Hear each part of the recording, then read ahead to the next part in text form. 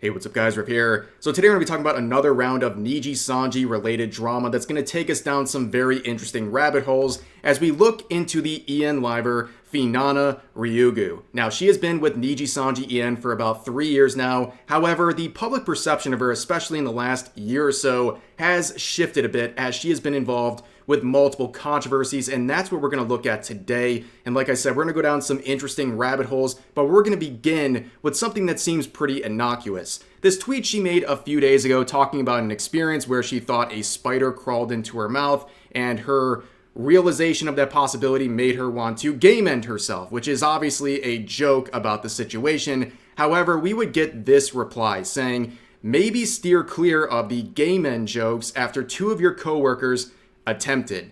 So obviously this is a very brutal and harsh response to this joke. However, based on some of the past couple months of controversy involving Nijisanji, there is some layers to this. There's some context to why they're saying this. And the thing that I find really interesting is the number of likes on this reply. Doubling the number of likes of her own tweet, ratioing her in her own reply section, which is odd to me, especially for a harsher response to this towards a Nijisanji EN liver, and also the post talking about the fact that she blocked this user got nearly 8,000 likes as well. And it made me ask, what is going on? Why are people so quick to support anything that is criticizing Finana? Well, if we take a deeper look at her account and some of her recent activities over the past couple of years, I think there's a reason why the public perception of her has shifted over time. And we're going to go down some pretty serious rabbit holes, but we're going to begin with arguably her first controversy, and this was one that started about a year and a half ago, back in 2022. So she made this tweet saying, low-key sad I have to say this, but I think I'm going to have to ban a word that has 2 definitions on my streams because it's used as a disrespectful slang to describe gender, and I hate seeing it appear in chat. Every time I play a new gacha, it makes me uncomfy. Please just use respectful terms. Now, she is referring to the term trap. She is offended by the word trap, thinking it's an offensive word inherently, I guess. And, you know, this is some Reddit tier outrage, okay? I think I don't have to go into why I think this is an overreaction to that word, but this is the part that really got people going. It was the reply saying, and most importantly, educate yourself.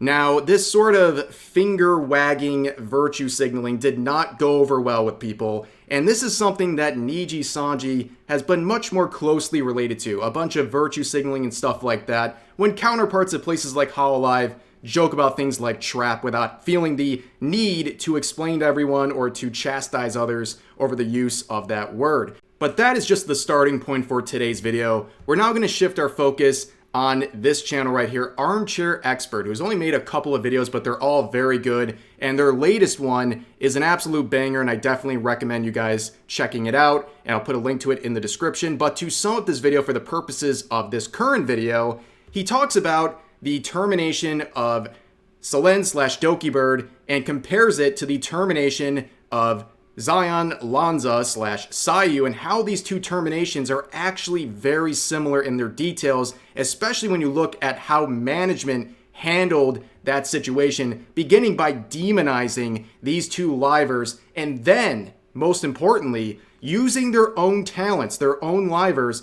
to further spread that narrative and to try to control the public narrative of the situation by expressing their shock and their disappointment over what happened and try to refute some of the claims that Dokibird or Sayu made when they talked about the situation once they moved back to their independent accounts. However, we know that one campaign worked a lot more effectively, i.e.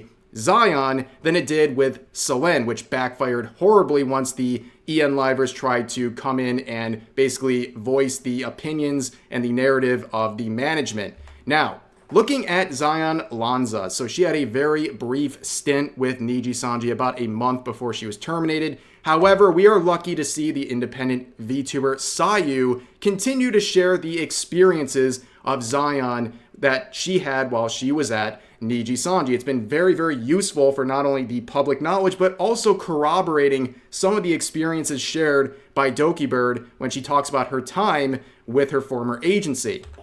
Now, here is the termination announcement of Zaion. We have talked about this a lot before, but to sum this up very quickly, when she was terminated, It looked like the rap sheet of a war criminal. They listed about 12 different violations that resulted in her termination, stemming from basically the use of a fellow Nijisanji liver's song on stream to something where they claimed she was making remarks regarding SA, which of course was completely blown out of proportion. That case involved her making a joke while playing a video game where that comment was made about a fictional character. In fact, everything contained within this list of offenses was either A, made up, or B, completely over-exaggerated, or C, they were about fictional content. But unfortunately, Twitter didn't care. They saw especially the stuff involving fictional characters, and they absolutely brutalized her. It was hard to watch, okay? I have not seen someone get treated so poorly than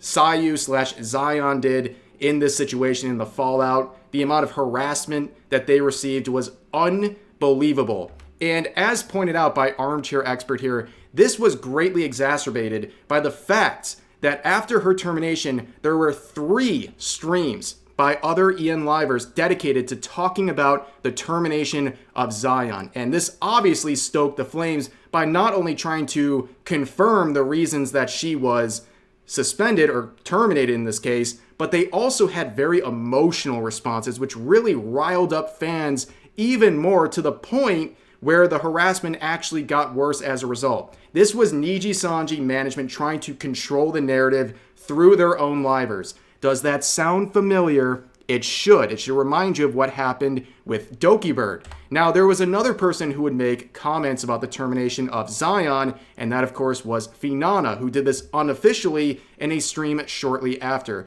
Let's remind ourselves of some of the things she said back about a year and a half ago about Zaion's termination. With the recent announcement about Zaion that happened, I actually have a lot of feelings that really welled up in me, because I believe on what was mentioned on the termination thing, it mentions things like how she lied to other people and stuff, and I apparently happened to be one of those people, actually. So I was feeling really depressed for quite a while. So I've never had that happen to me before, so it was really wild. But I hate that I'm a really nice person sometimes and like to give others the benefit of the doubt. But there was one time where I was trying to help her out. I gave her some advice, to, do it properly. But she didn't really listen to what I said, so that got her in trouble. And I thought it was a misunderstanding from staff side, so, and this happened like during my vacation, my recent vacation, and I spent some of my time to sort of defend her a bit, but then I realized I got gaslit after that. I was like, oh my god, I didn't realize I was just gaslit the entire time, and I did all of that for nothing, basically. So I felt really horrible about it, and I was really sad that she didn't really mention to me either about it or talk to me about it. So I felt really hurt for a while. Now, as I said earlier, I think we're very lucky to not only see Sayu return to her independent career, but also the fact that she has used that opportunity to share the experiences of Zaion. That's allowed us to have additional context as to some of the behaviors of Nijisanji and their livers. Now, this will happen once again with that Finana clip we just watched. We're going to get some additional context thanks to this clip by Rainbow Retirees here, where there is a clip of Sayu talking about that exact video from Armchair Expert, where there's a particular section which contains the statement made by Kodaka back then talking about Zaion's termination. So not only will Sayu express Zaion's disappointment in this statement by Kodaka, but she would also move into the topic of how Zaion felt backstabbed by another member of Nijisanji EN, and based on the context, it seems very clear that she is talking about Finana. So we're going to listen to a bit of this clip to give you some more context as to how she felt backstabbed by some of these public statements because they had talked about these issues and tried to handle it privately, and then everything just switched up. It happened again, kind of thing, you know? Like, why couldn't you just talk? And this happened twice with another girl there, obviously, who was one of someone that Zaion thought she was very close to as well. And she also got backstabbed after they talked, which was even worse. They talked privately and cleared up everything and explained things. And she basically told the story that got told before they talked. It was her thoughts on what happened before they even talked things through. And that's why I am angry at her, because it's like the whole talk never happened between the two of them. Like, they talked privately in DMs, and oh boy, I wish she had screenshotted that. But it was very, very long. Like, I do not like accusing people of doing things that are bad or negative. I don't like doing that because a lot of people just make mistakes. I make mistakes. A lot of people just have bad wording. But I do not understand why she would talk about what happened if they had already talked things through as if they had. Like, it's very, very hurtful. And I think that being in the industry, in this space for so long, she knows the weight of her words. Not like Kotaka, where Kotaka maybe didn't know the weight of her word, how much it would affect and hurt the person afterwards. But the other one definitely did. And that is what I don't like. I think that is very ill-willed. So based on the additional context, I think you can understand why someone like Zaion would have felt backstabbed by those public statements made by Nijisanji EN livers.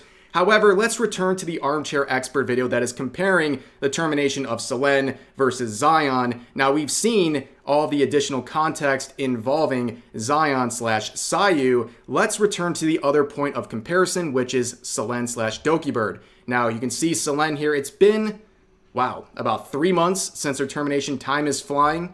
And we remember this statement. Just like with the Zaion termination, there is a statement made that is riddled with what the subjects claim is misinformation and false claims about their behavior and the agency. And you can see, at least with this one, it is riddled with community notes and fact checks trying to disprove what Nijisanji EN was trying to claim in their termination notice for Selen.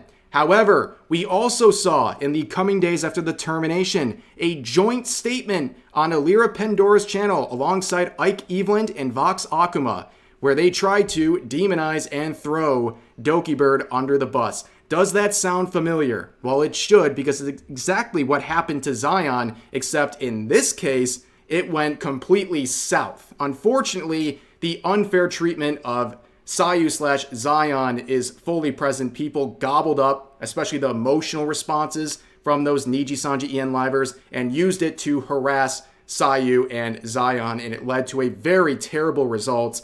But as you can see here with the Dokibird situation, who shared this message? Finana.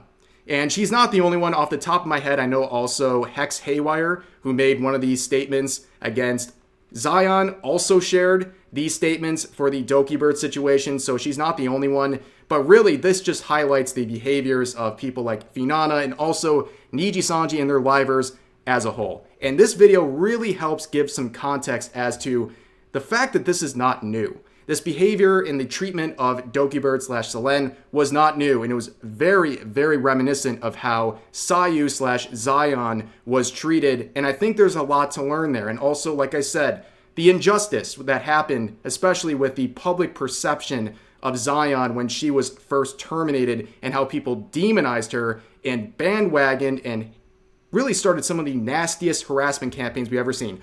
And despite the fact that there's still antis who are always going to attack Sayu and Zaion, I am glad there is a shifting narrative where a lot more people are starting to have sympathy for her and their experiences, and to understand that, hey, what happened to her was wrong too, and maybe we had the wrong perception and we shouldn't have joined in on the hate, and maybe people will have more of an appreciation for what she has done to help shine some light on the behaviors of various Nijisanji livers as well as their management. But for now, that is going to do it for this video. I appreciate you guys hanging in there and listening. And like I said earlier, you should check out this video from Armchair Experts, a very good one. But for now, that's going to do it for this video. As always, share your thoughts about today's topics in the comment section down below. Hope you guys enjoyed the video, and I'll see you next time.